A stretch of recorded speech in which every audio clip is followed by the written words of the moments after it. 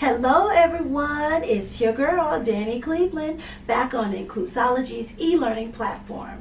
My pronouns are she and her, and I identify as a Black woman. And I'm back for part 2 of this informational video about the best inclusive language practices to address ableist language.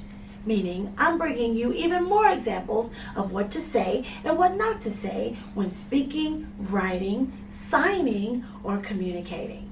That way, we respect everyone's identity. Okay? You got it? Now let's get to it.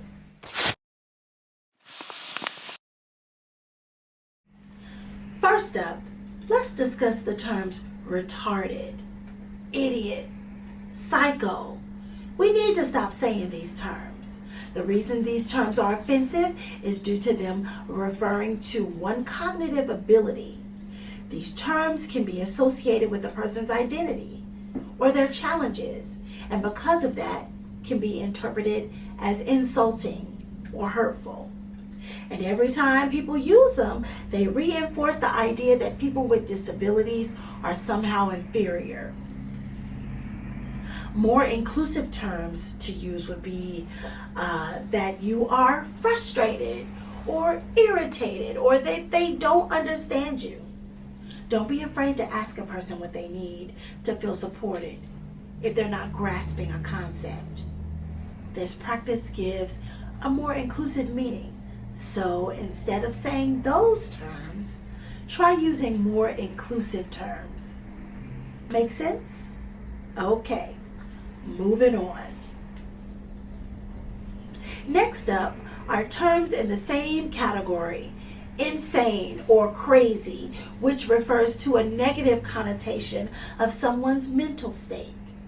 Instead, try using terms like extreme, wild, intense, or awesome. Okay, y'all?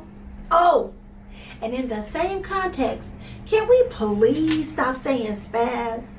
As we witnessed, even superstars like Lizzo have had to remove this term from their songs because it refers to spasms, which someone who suffers from a condition like epilepsy might experience and is very insensitive to their condition. So try using words like silly, cheesy, dorky, or out of control. They're not offensive and way more inclusive, which should be the goal of companies working to build an inclusive culture.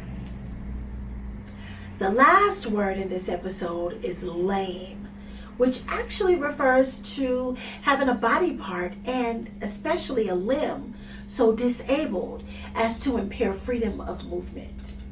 We often use this term when we mean to say boring, awful, or bad.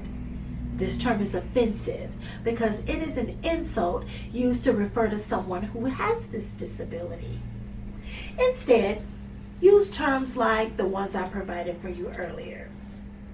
Okay, y'all got it? If not, watch this video again or go back to the dashboard and click to repeat this module. Hopefully this has been a helpful video for you all. And last but not least, use Inclusology's platform to measure equity and inclusion in your workplace through the lens of our community. I hope this has been helpful. Continue to work on becoming more inclusive in your workspace. And if you need more tips, there are more videos to guide you through this process.